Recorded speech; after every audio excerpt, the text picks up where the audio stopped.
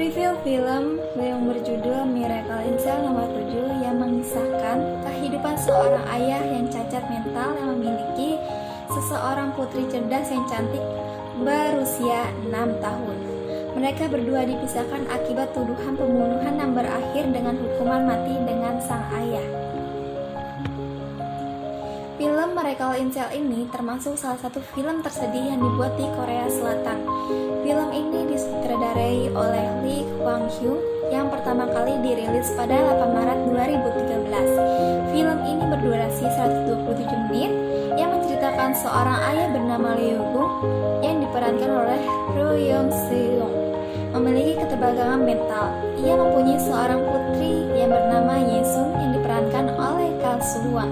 Di sini saya akan menjelaskan mereview film yang berjudul Miracle in Cell nomor 7. Lee Young-guk adalah seorang laki-laki berusia 40 tahun yang mengalami cacat mental. Lee Young-guk ini mempunyai anak perempuan berusia 6 tahun yang begitu cantik. Lee Young-guk ini yang bekerja sebagai tukang parkir di sebuah mall. Suatu ketika terjadi peristiwa tragis yang membuat Lee Young-guk di penjara. Peristiwa tragis ini diawali ketika Yang Suk sangat tertarik dengan tas kuning bergambar Sailor Moon di sebuah toko.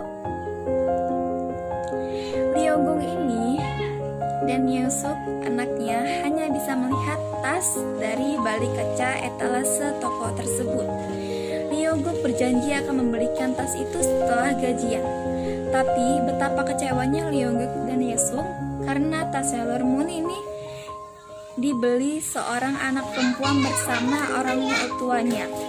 Karena sangat sayang kepada anaknya dan film ini, tapi betapa kecewanya Lee Young-guk dan Yesung karena tas Sailor Moon itu dibeli seorang anak perempuan bersama orang tuanya. Karena sangat sayang kepada anaknya, si Lee Young-guk ini nekat masuk ke dalam toko dan meminta agar tas Sailor Moon itu tidak jadi dibeli. Tapi ayah dari anak pembeli tas itu adalah seorang komisaris jenderal polisi yang sombong dan langsung memukuli si Young-guk ini.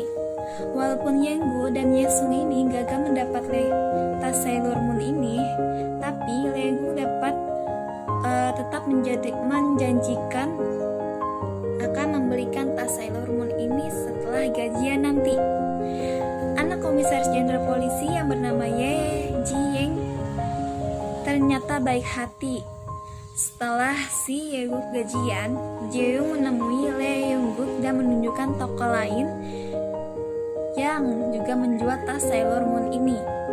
Tapi di sini awal kejadian petaka di perjalanan si Jae-young terpeleset hingga jatuh dan meninggal. Lee Young-guk dituduh membunuh si Jae-young karena kening si Jae-young terluka terkena batu. Sehingga Lee Young-guk dituduh memukul kepala si Jae-young dengan batu bata, padahal batu bata itu jatuh dengan sendirinya di kepala si Jae-young. Ketika terjatuh, lebih parahnya lagi sesuai dengan pelajaran diterima si Lee Young-guk ketika perjalanan pelatihan sebagai tukang parkir. Cara menyelamatkan orang yang pingsan adalah membuka celana agar pernapasan lebih longgar, kemudian memberi pernapasan buatan dari mulut ke mulut. Karena itulah si Lee Young-guk dituduh membunuh juga memperkosa si Jae-young. Karena kecerdasan sangat rendah si Lee Young-guk ini tidak bisa membuat pernyataan sangat rendah. Si Lee Young-guk tidak bisa membuat pernyataan yang bisa membela si Lee Young-guk ini. Lebih celakanya lagi, si ayah Jae-young ini ternyata bukan hanya seorang komisaris jenderal polisi yang sombong, tapi juga jahat dan kejam. Dengan kekerasan si ayah Jae-young memaksa si Lee Young-guk untuk mengaku bahwa ia memang telah membunuh dan memperkosa si Jae-young untuk membalas dendam karena seorang dipukuli di toko tersebut. Si komisaris jenderal ini untuk mengancam akan membunuh si Lee Young jika si Lee Young tidak menuruti permintaannya karena sangat sayang pada si Yesung ini. Lee Sung-gu terpaksa menuruti perintah ayah si Jae-young, walaupun akibatnya di pengadilan ia divonis dihukum mati. Pengadilan ini membuat pengorbanan si Lee-gung rela berkorban sampai nanti demi anak yang sangat dicintainya.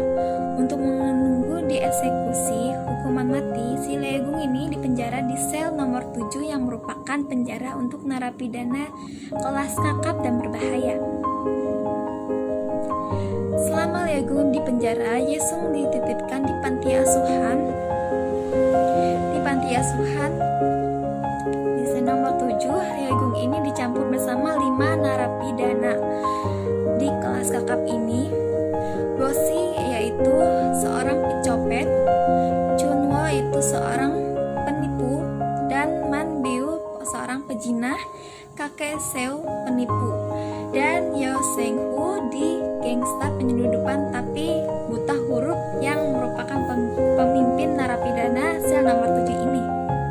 Sudah menjadi budaya para narapidana di seluruh dunia bahwa jenis narapidana yang saling dibenci oleh narapidana adalah apabila yang diperkosa adalah anak-anak. Akibat Lee Yong-gu langsung dihajar sampai babak belur oleh 5 narapidana ini di sel nomor 7.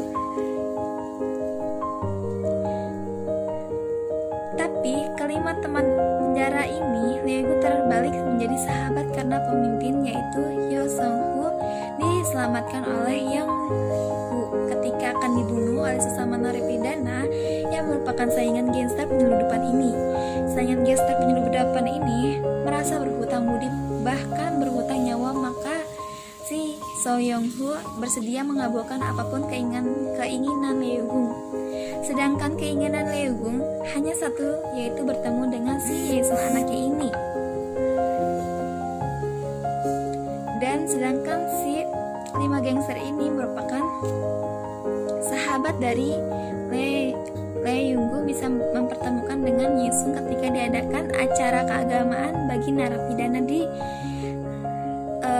sebagai narapidana yang di sel nomor 7 ini.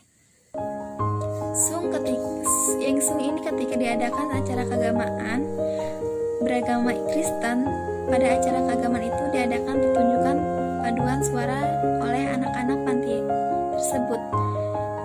Dan Membun berhasil menyeludupkan Ye-sung, si anak Lee Gung ini, memasuki dengan menyamar dengan diseludupkan ke dalam kardus sebuah roti. Bisa dibayangkan betapa pembiraannya Lee Gung dan Ye-sung karena bisa bertemu kembali. Tapi sayang sekali di sini kelima sahabat Ye Gung gagal mengembalikan Ye-sung ke panti asuhan karena pendeta di acara keagamaan itu mendadak terkena serangan jantung, sehingga anak-anak panti asuhan pulang lebih awal dan menurut perkiraan akan kembali ke penjara 2 hari lagi. Celakanya, ternyata perkiraan sahabat-sahabat Lee Gung ini melesat karena 2 hari kemudian bukan diadakan acara keagamaan tapi narapidana beragama Kristen, tapi di sini didatangkan dengan keagamaan Buddha beragama Kristen. Tetapi Buddha ini akibatnya si Ye-sung tinggal lebih lama di sel nomor 7. Akan tetapi sangat berbahaya jika sampai ketahuan penjaga yang di narapidana sel di nomor 7 ini. Tapi dalam beberapa hari itu malah terjalin persahabatan antara para narapidana di sel nomor 7. Ye-sung, si anak yang cantik, cerdas, dan baik hati itu, para narapidana berusaha mati-matian agar si Ye-sung tidak ketahuan para penjaga tersebut. Akhirnya Ye-sung ketahuan juga oleh para sipir. Akibat si Ye-sung dikembalikan ke panti asuhan dan Lee Gung dipindahkan di sel lain yang lebih sempit dan tidak nyaman. Selanjutnya terjadi hal yang tidak terduga karena kepala penjara terkenal galak yaitu Jang Min Hwan juga berbalik menjadi sahabat Lee Gung. Hal itu disebabkan karena Lee Gung berhasil menyelamatkan si Jang Min ini. Ketika terjadi kebakaran di penjara, berkat Jang Min Huang, sang kepala penjara Yesung bisa didatang ke sel nomor 7. Si anak tersebut kapan saja bisa memasuki sel nomor 7 ini. Tidak hanya itu, Jang Mi Huang bersama kelima sahabat si Yegung ini berusaha agar Lesung bisa bebas dari terdakwa palsu yang membuat divonis hukuman mati ini. Bahkan Jang Mi Huang nekat menghadapi komisaris jenderal polisi yang anaknya diduga diperkosa dan dibunuh oleh Yegung dan Ji Ming Huang, mengajukan permohonan agar si persidangan tersebut ulang. Lalu si Yegung karena memang belum ditemukan bukti kuat bahwa si Yegung itu telah membunuh dan memperkosa, perjuangan Jang Wing berhasil karena disetujui untuk melakukan persidangan diulang bagi si Yegung ini. Tapi semua jeripayah Jang Huang dan kelima sahabat ini tersisa belaka karena sang komisaris jenderal polisi ternyata tetap tidak melepaskan Yegung ini. Dengan lirikan konspirasi dengan pengacara pembela Yegung ini, pengacara Yegung malah mengintimidasi agar Yegung tetap mengaku sebagai pembunuh dan pemerkosa si Yeung ini atau Yesung akan dibunuh karena khawatir dengan keselamatan si Yesung ini yang sangat dicintai. Maka di pengadilan yang kedua, Yegung terpaksa kembali mengaku bahwa ia memang membunuh si anak tersebut yang terjatuh karena batu bata,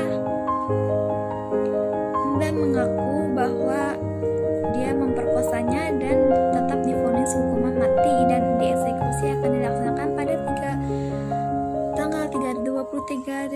23 Desember. Kelima sahabat penjara si Yegung ini tetap tidak menyerah karena si Yegung tetap divonis mati karena berusaha mengeluarkan si Yegung dan penjara dengan balon terbang ini. Sayang sekali walaupun sudah didukung dengan kelima sahabat ini gagal karena balon gasnya tersangkut di pagar di penjara tersebut. Si Yegung dieksekusi tanggal 23 Desember. Suasana sebelum eksekusi sangat mengharukan karena Yegung dan Yesung menangis meraung-raung, tapi tidak ada yang bisa menolongnya karena sudah 2 kali diadakan pengadilan. Si Yegung mengaku bahwa ia telah membunuh dan memperkosa si anak tersebut. Beberapa tahun kemudian, si Yesung tumbuh menjadi gadis cantik dan berprofesi sebagai pengacara. Si Yegung ini keahliannya sebagai pengacara berusaha membersihkan nama baik almarhum ayahnya yang sudah sangat tercemar itu. Akhirnya diadakan pengadilan ulang dengan Yesung berjuang mati-matian dengan dibantu oleh kelima sahabat si ayahnya tersebut. Bukan lagi narapidana yang sudah bertobat menjadi orang baik. Bahkan si Yesung menjawab pendeta yang dengan si Yegung ini. Akhirnya Yesung menang di pengadilan. Si ayah tersebut tidak bersalah. Akhirnya Yesung bisa membuktikan walau si ayahnya yang sudah almarhum itu bodoh, tapi ia bukan membunuh dan memperkosa anak-anaknya. Sekian dari saya. Wassalamualaikum warahmatullahi wabarakatuh.